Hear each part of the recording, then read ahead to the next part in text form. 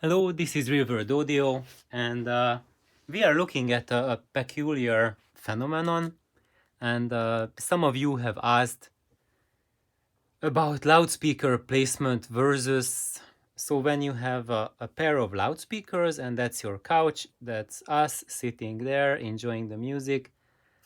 And as you know, if you put the loudspeakers closer to the wall behind the loudspeakers, and you also move closer to the side walls, so the closer you get, then two things start to happen. One of them, you are getting reinforcement from the wall boundaries behind the loudspeakers, and that happens because the wall is reflecting back the sound waves into the room, and the speaker is starting to use the room more and more as a surface to launch the low frequency sound waves from.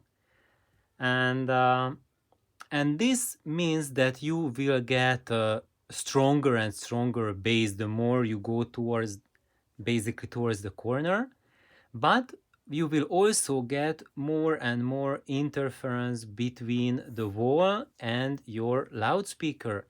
So it means that your imaging will suffer.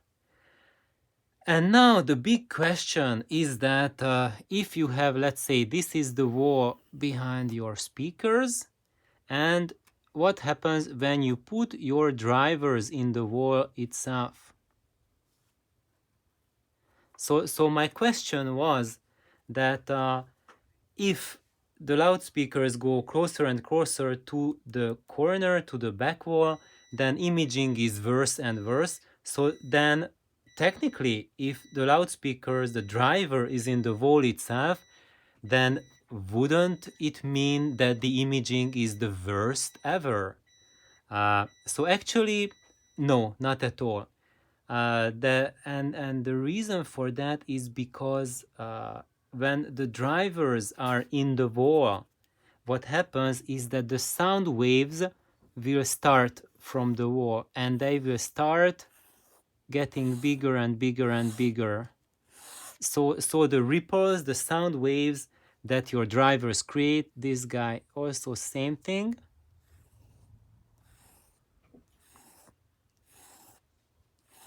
So basically, the more the sound starts spreading, the more it will act as if the sound is coming from the corner.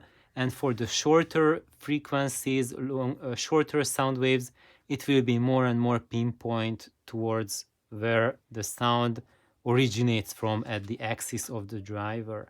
So basically, you will have this near perfect situation when the sound waves originate from here, and they basically expand from this corner to the room, and they shrink back, because the sound, it doesn't just propagate in one direction. That's not how the sound waves work. Basically, the cone moves forward and backward. So the sound waves basically go out and then get sucked back in, out, in, out, in. So it's much more of a dynamic movement. It's kind of like, if you can imagine that you have like water out here, and the water starts to go out and then it gets sucked in, out, in, out, in. And that's the main energy that is being produced by the loudspeakers. And then the rest, when it gets like bouncing back from the walls, that's kind of almost like a side effect, and it's happening in extra to these motion. But the main thing happening is the energy going out and contracting. And when it's in your wall, it happens with near perfection, because it can basically propagate from a straight surface, and there are no boundaries here that would make breaks in the propagation of the waves.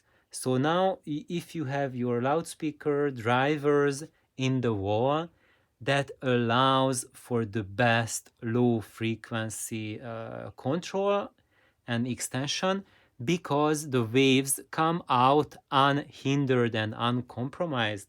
And let's just draw. So here, if we place the loudspeakers out there, in these cases, when the waves start coming out, they will start radiating like this. So they will start to wrap around the loudspeaker, and when the wave is big enough, instead of wrapping around the loudspeaker, it starts to touch the side wall. It will start to touch the wall behind the driver, and now it will start making this motion and coming back.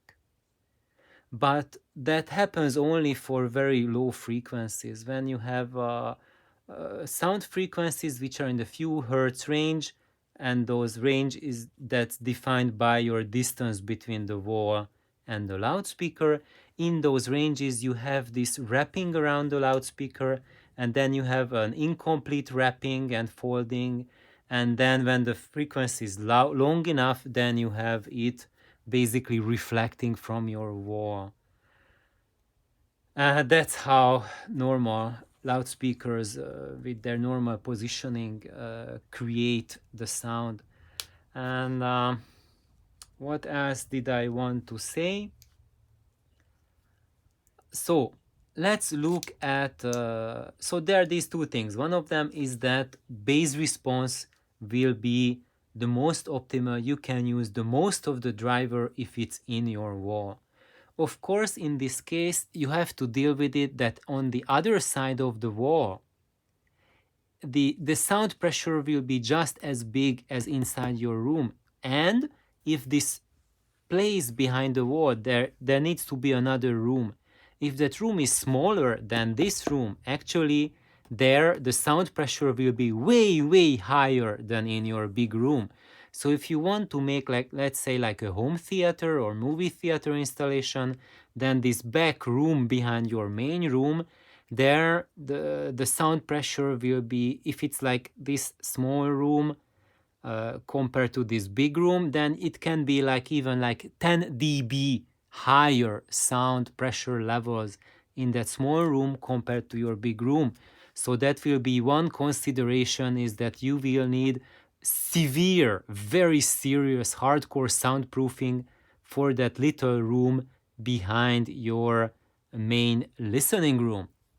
And this happened to friends of mine, and what they did is they put big woofers in their in their walls. So basically the back of the woofer fired into their garage, and their neighbors complained so heavily about the sound because it was way higher, the bass was way louder for the neighbors than what he heard in his living room.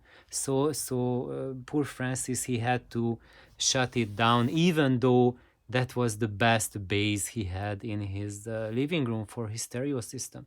So if you are thinking about that, that is a main consideration for you, that at the other side of the wall, where your in-wall speakers are, that will be extremely loud, and you need to take care of what's happening there, and you need to soundproof it if you want to make it work with your neighbors.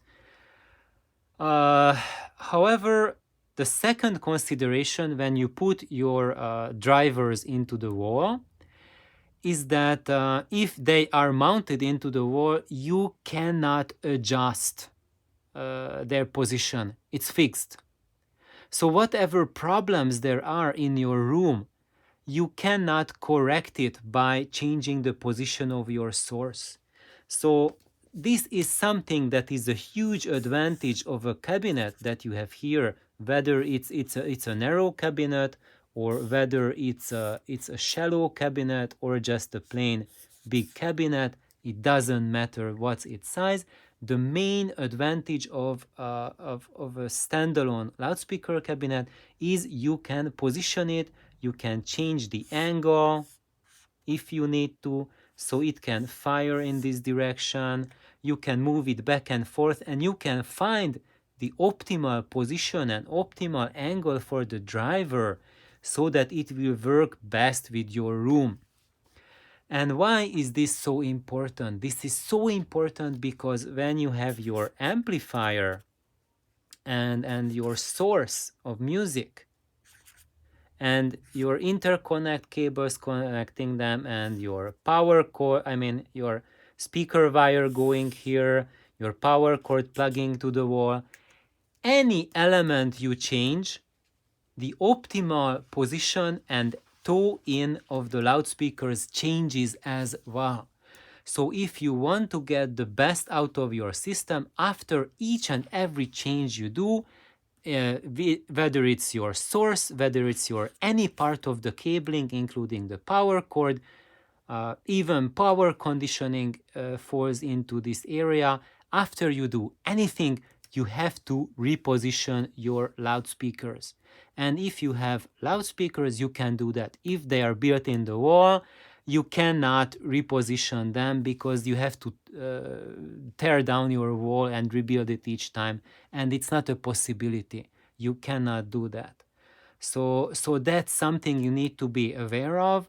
That the hardest part of an in-wall system is that you cannot fine-tune their position. So where you put them, that's where they are. So what I am suggesting, that if you want to do play around with an in-wall loudspeaker system, I would recommend to put the woofers in the wall.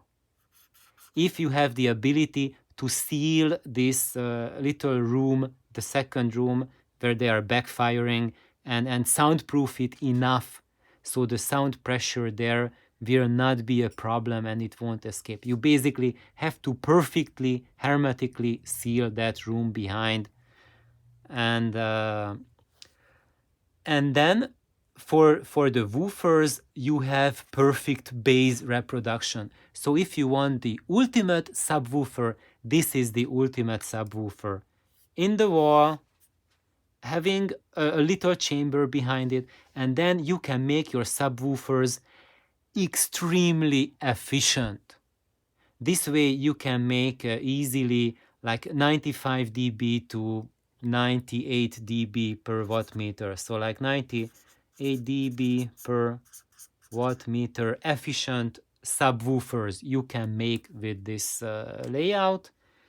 And in that case, you will always have optimum bass energy, optimum bass transfer at the highest efficiency. And for your main loudspeakers, you can make them in a box, in a regular cabinet, and you can fine tune them to get the best sound, to get the best tonality, to get the best experience for your room. So I hope this is useful for everyone to think about in-wall speakers, what are the benefits of that. And for example, for movies theater installations, what the Altec voice of the theater systems did is that, let's say that this is our theater, and the chairs are here, the people are there, and this is the screen. So this is what you see when you are sitting somewhere in the audience and you are looking at the screen. So here you see the movie screen in front of you, and actually behind the movie screen, there were the Altec voice of the theater cabinets, those giant cabinets. They were mounted in the air, high up in the air, and the screen itself is acoustically transparent, so the sound can go through the screen, and they were giving out sound through the screen. But it was not an in-wall system. This is the entire room. So the back of the behind the screen and where the audience sits, it's one room. And basically there is no separation between them because the movie screen is actually acoustically transparent. So even in the movie theaters, it's not an in-wall system, because they were just like when we go back here and you have your loudspeaker in your room and the listener here, the exact same thing happened at the movie theater, that the loudspeakers were here and the audience sitting around there. and there was no wall between them. It's just an optical illusion, because visually you cannot see through the screen, but sound goes through the screen as if there was almost nothing in there. So that's why even for movie theater installations, it's a good idea to have a space around the main loudspeakers, because that allows us the opportunity to fine-tune the height, the angle of the system, and you need to do that after you do each and any change in your audio system that powers those loudspeakers. However, as I said here before, you can make a very good progress if you put the woofers here in behind a true wall. So let's say like here you have a part of this room that's behind your behind the screen. You have maybe like a giant box for the subwoofer, which would be like half the size of the room or most of the size of the room or half the height of the room, and put the subwoofer there, or I mean the woofers for the sub in a sealed compartment, but have the option for the main speakers, for the left channel, right channel, and your center channel. Make them flexible so you can move them around. So thank you guys for tuning in. I hope this helped a little bit. Have a wonderful day. Bye bye.